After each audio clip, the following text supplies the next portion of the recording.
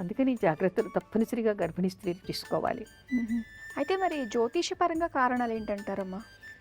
జ్యోతిష్యపరంగా కారణాలు అనేదానికి ఇక్కడ గర్భస్థ శిశువు శిశువు పుట్టిన తర్వాత చూస్తే పంచమ స్థానం ఏ విధంగా ఉంది, రవి ఏ విధంగా ఉన్నాడు అనేటువంటివి ముఖ్యంగా తెలుసుకోవాలి.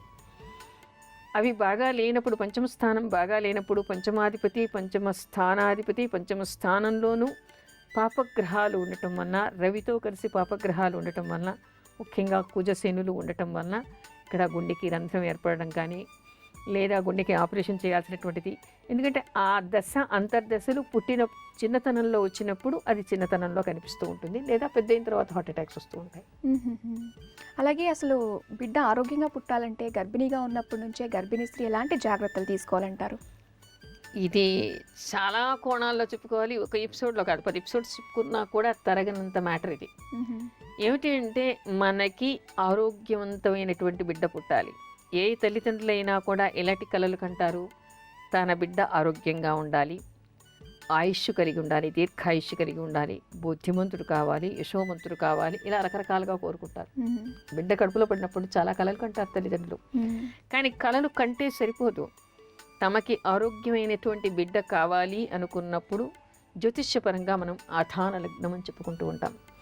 ఆధాన లగ్నం అంటే దంపతులు కలిసేటువంటి సమయానికి ఉండేటువంటి లగ్నము, అక్కడ ఉండేటువంటి స్థానాల్లో పాపగ్రహాలు ఉండటం వలన వీళ్ళకి కంటి జబ్బులు రావటము, అంధత్వం ఉన్నవాళ్ళు పుట్టడము, దరిద్రం ఉన్నవాళ్ళు పుట్టడము, గుండె జబ్బులు ఉన్నవాళ్ళు పుట్టడము, ఆయుక్షీణంగా ఉన్నటువంటి వాళ్ళు పుట్టడము, అలాంటివి వస్తూ ఉంటాయి.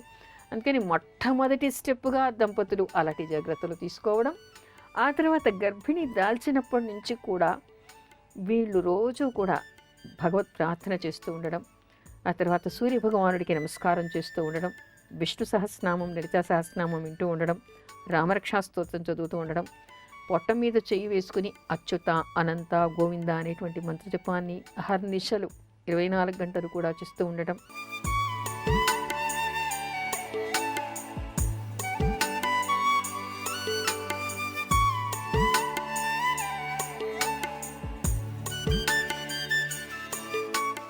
గర్భరక్షాంబికా మంత్రం, షష్ఠీ స్తోత్రం చదువుకోవడం.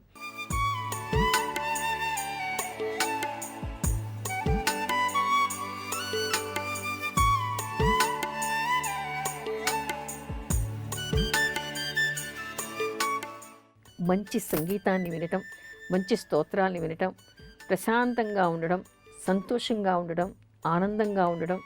ఆ తర్వాత మంచి పుష్టికరమైనటువంటి ఆహారాన్ని, తేలిగ్గా అరిగేటువంటి ఆహారాన్ని తినడం, ప్రశాంత వాతావరణానికి వెళ్ళటం, బాగా కొట్లాటలు లేదా ఏదైనా ఘర్షణలు ఉన్నటువంటి దగ్గరికి వెళ్లకుండా ఉండటం, రాత్రిపూట బయటికి వెళ్లకుండా. అమ్మ, గీతా పారాయణ అనే అభీష్ట సిద్ధి గురించి కూడా చేయొచ్చు అంటారా?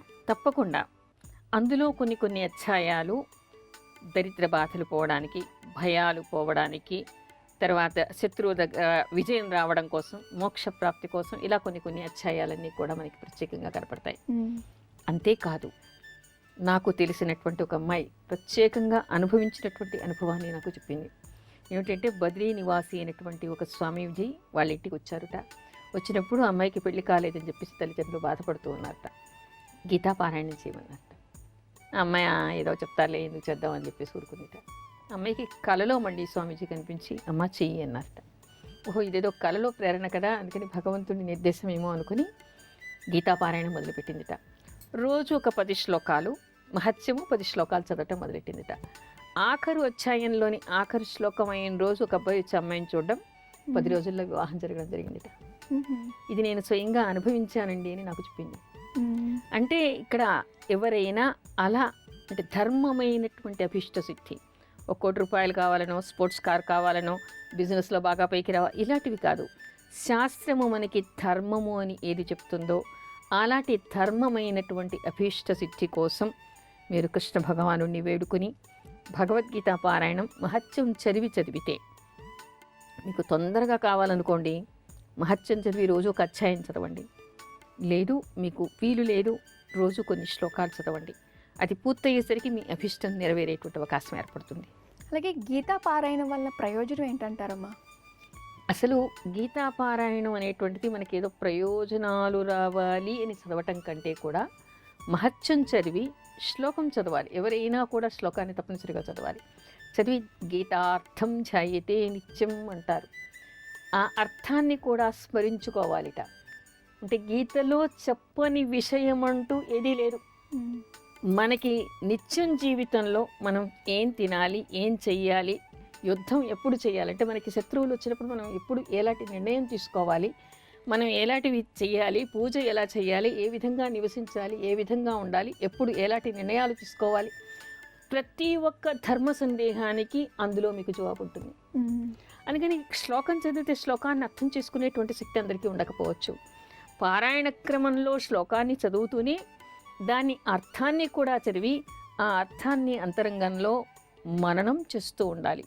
ఇది ఎందుకు చెప్పాడు, ఏ కోణంలో చెప్పాడు, ఇప్పుడు నేనేం చేయాలి, ప్రతి వాళ్ళకి అనునిత్యం ఏదో ఒక సందేహం, ఏదో ఒక సమస్య వెంటాడుతూనే ఉంటాయి. అయితే కొన్ని అంతరంగికమైనటువంటి విషయాల్ని ఇంకొకరికి చెప్పుకునేటువంటి అవకాశం కూడా మనకి ఉండదు. అలాంటప్పుడు ఏమిటంటే కృష్ణ భగవానుని తలుచుకుని భగవద్గీత చదవండి. ఆ మొత్తం చదవటంలో కూడా మీ సందేహానికి సంబంధించినటువంటి సందేహాలు, దానికి జవాబులు కూడా మీకు అందులో దొరుకుతాయి. అది ఎలాంటి సందేహమైనా కావచ్చు, ఎలాంటి కోణంలో అయినా కావచ్చు. కానీ మొత్తం ఈ సృష్టిలో ఉండేటువంటి అన్ని రకాల అన్ని సమస్యలకి, అన్ని సందేహాలకి జవాబు మీకు భగవద్గీతలో దొరుకుతుంది. అంటే ఏమిటి, అది ఎప్పుడు అర్థమవుతుంది మీకు? ఊరికే లొడలొడ మనం శ్లోకం ఏదో కంఠస్థం చేసి చదవటం కాకుండా, అది కంఠస్థం చేసి చదవటం వలన కూడా మోక్షప్రాప్తి కలుగుతుంది. ఎందుకంటే దానికి ఉండేటువంటి అక్షరాలకి శబ్ద తరంగాలు కూడా కొన్ని ఉంటాయి. ఆ వైబ్రేషన్స్ అన్నీ కూడా మనలో ఉండేటువంటి నెగటివ్ ఎనర్జీని తీసేసి పాజిటివ్ ఎనర్జీని నింపుతాయి. దానివల్ల మనలో ఉండేటువంటి నైర్మల్యం అంటే నిర్మలత్వం ఏర్పడుతుంది. కల్మషాలన్నీ పోతాయి. పోవడం వల్ల మనం శుద్ధమయ్యేటువంటి అవకాశం, మంచి ఆలోచన కలిగేటువంటి అవకాశం, మంచి నడత కలిగేటువంటి అవకాశం మనకు ఏర్పడుతుంది.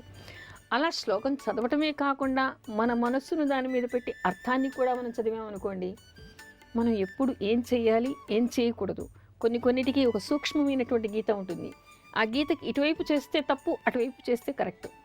ఒక సందేహం వచ్చినప్పుడు ఒక సందర్భంలో అది కరెక్ట్ అవుతుంది, మరో సందర్భంలో అది తప్పు అవుతుంది. అయితే ఏ సందర్భంలో ఏం చేయాలి అనేదానికి అక్కడ మీకు ఆన్సర్ దొరుకుతుంది. అంటే అన్నిటినీ మనం అందరినీ అడగలేము. అన్ని వేళలా అందరూ మనకి అందుబాటులో ఉండకపోవచ్చు. మన అంతరింగిక సమస్యల్ని అందరితో మనం చెప్పుకోలేకపోవచ్చు. కానీ అక్కడ మాత్రం మనకి అన్ని ఆన్సర్స్ దొరుకుతాయి. అంటే దీని అర్థం ఏమిటి? అందరూ, ఇది ఒక మత గ్రంథంగానే కాదు, ఎవరికి ఏ సమస్య వచ్చినా ఏం చెయ్యాలి అనటానికి జవాబు వెతుక్కోవడానికైనా అందరూ భగవద్గీతను చదవాలి. అయితే భగవద్గీతలోని అన్ని విషయాలు తెలుసుకోవాలి కదమ్మా. మనము రిటైర్ అయిన తర్వాత చదివితే మనకి అప్పుడు బాగుంటుందేమో కదా, అన్ని విషయాలు తెలుసుకోవాలి. అంటే ఖాళీ సమయం ఉంటుంది కాబట్టి చదువుతారు. మరి జీవితంలో అన్ని సందేహాలు, సమస్యలు అన్నీ పోయి, జీవితం ఉడిగిపోయి ఇంకెప్పుడు దేవుడు పిలుస్తాడా అనేది చూసే సమయంలో, అది కూడా మోక్ష ప్రాప్తి కోసము రిటైర్ అయ్యాక కూడా మీరు చెప్పినట్టు చదవచ్చు. అప్పుడు చదవటం దోషమని నేను చెప్పట్లేదు. కానీ మీ జీవితంలో ఉండేటువంటి సందేహాలు ఎప్పుడు పోవాలి, మీ సమస్యలకి ఎప్పుడు జవాబులు దొరకాలి, మీరు ఎప్పుడు పరిగెట్టి ఎవరిని అడుగుతారు. సంక్లిష్టమైనటువంటి సమస్యలు చాలా వస్తూ ఉంటాయి జీవితంలో, అందరికీ వస్తాయి, ఏదో ఒక సమయంలో వస్తాయి. అందుకని చిన్నప్పటి నుంచి స్కూళ్ళల్లో తప్పనిసరిగా ప్రార్థన చేసేటప్పుడు ప్రేయర్స్ చేస్తూ ఉంటారు.